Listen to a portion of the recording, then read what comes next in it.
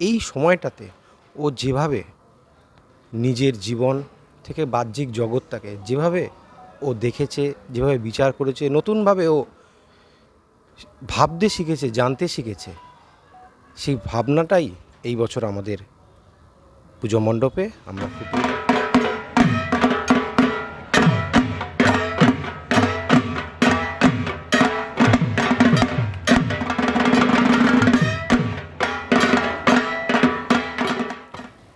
নমস্কার, আমি সন্তু পুজো দর্শন পুজোর আড্ডায় আরও একবার আপনাদের সকলকে স্বাগত। পুজোর আড্ডা নিয়ে আমরা এখন চলে এসেছি দক্ষিণ কলকাতারই ঢাকুরিয়া সার্বজনীনের পুজো মণ্ডপে, এবং এখানে এসে আমরা পেয়ে গেছি এই পুজোর উদ্যোক্তাদের। আসুন আলাপ করে নেওয়া যাক তাদের সঙ্গে। নমস্কার দাদা, পুজো দর্শন তোমাদের সকলকে স্বাগত। তোমাদের একটু নামটা যদি বলো। আমি সৌম্যদীপ কর, ঢাকুরিয়া সার্বজনীন দুর্গোৎসবের যুগ্ম সম্পাদক পদে। সুবীর কর, আমি সিনিয়র এই পুজো কমিটির। শীর্ষেন্দু বাগচি, আমি যুগ্ম সম্পাদক ঢাকুরিয়া সার্বজনীন উৎসব। আচ্ছা, তোমাদের এবছর পুজোর বিষয় ভাবনাটা নিয়ে যদি একটু কিছু বলো। আচ্ছা, সর্বপ্রথম পুজো দর্শন তোমাদের টিমকে শুভ শারদিয়া। পুজো প্রায় আসন্ন, আর আগাম বলছি না, শুভ শারদিয়া তোমাদের সকলকে। তোমাদের সকলের পুজো খুব ভালো কাটুক। ঢাকুরিয়া সার্বজনীন দুর্গোৎসবে এবছর 95তম বর্ষ। এই 95তম বর্ষে আমাদের ভাবনা নির্বাক। শিল্পী সৌভিক কালীর হাত ধরে এবং প্রতিমায় পরিমল পালের শিল্পী ছোঁয়াতে আমাদের এবছরের ভাবনা নির্বাক আমরা ফুটিয়ে তুলছি।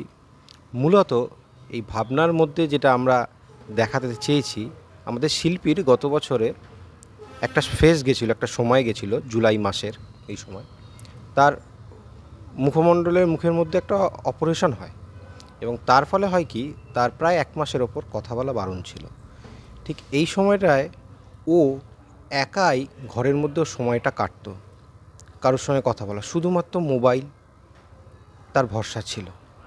বাড়িতে থাকতো, বাবা মা থাকতো, কিন্তু কারোর সঙ্গে কথা বলতো না। এই সময়টাতে ও যেভাবে নিজের জীবন থেকে বাহ্যিক জগৎটাকে যেভাবে ও দেখেছে, যেভাবে বিচার করেছে, নতুনভাবে ও ভাবতে শিখেছে, জানতে শিখেছে, সেই ভাবনাটাই এই বছর আমাদের পুজো মণ্ডপে আমরা ফুটিয়ে তুলছি, নির্বাক যার নাম। বাহ, খুবই সুন্দর একটি ভাবনা তোমাদের। এবছর প্রতিমাতে কীরকম চমক থাকছে? প্রতিমা যেমন আমরা করি, থিমের সঙ্গে সাদুর্য বজায় রেখেই প্রতিমা পরিমল পাল, আমি আগেও বলেছি, পরিমল পাল প্রখ্যাত ভাস্কর প্রায় 2019 সাল থেকে আমাদের প্রতিমার রূপদান তিনি করে আসছেন, এবছরও করছেন। সেই সাদুর্যতা বজায় রেখেই তিনি প্রতিমা গড়েছেন, এবং উদ্বোধনের হয়ে যাওয়ার পর আপনারা সকলেই দেখতে পাবেন সেই প্রতিমা, তাতে কী চমক থাকছে সেটা সকলের সামনেই প্রকাশ পাবে। নিশ্চয়ই নিশ্চয়ই। ঢাকুরিয়া সার্বজনীন অন্যান্য বছরগুলির মতন এবছরও খুব সুন্দর একটি পুজো আমাদের উপহার দেবে, এই আশা তো রাখছি। তোমার কাছে একটা প্রশ্ন, বর্তমান যে কঠিন পরিস্থিতির মধ্যে দিয়ে আমরা চলেছি, সেই পরিস্থিতি দাঁড়িয়ে একজন পুজো কর্তা হিসেবে তোমার কি বক্তব্য, সেটা যদি একটু বলো। দেখো, প্রথমেই যে ঘটনা ঘটেছে সেই ঘটনার কোনো নিন্দার ভাষা, কোনো ভাষাতেই সেই ঘটনাকে আমরা বলতে পারি না। যে ঘটনা, একজন ডাক্তারকে নির্যাতিত হতে হয়েছে একটা হসপিটালের মধ্যে, সেই ঘটনায় কোনো নিন্দার ভাষা নেই। তার প্রকৃত বিচার হোক, যারা প্রকৃত দোষী তারা শাস্তি পাক, সেটা গোটা আমাদের পশ্চিমবঙ্গবাসী যেমন চায়, তার মধ্যেও আমরা পুজো উদ্যোক্তা তারাও আমরা চাই। কিন্তু এই ঘটনাকে কেন্দ্র করে পুজোর ওপর যেভাবে আমরা দেখেছি কিছু শ্রেণীর মানুষের একটা অযাচিত আক্রমণ নেমে এসছে, কেউ কেউ বলে বসেছে যে পুজো কেন হবে, তারা বুঝছে না, তাদের কাছে হয়তো পুজোটা মানে আড়ম্বর।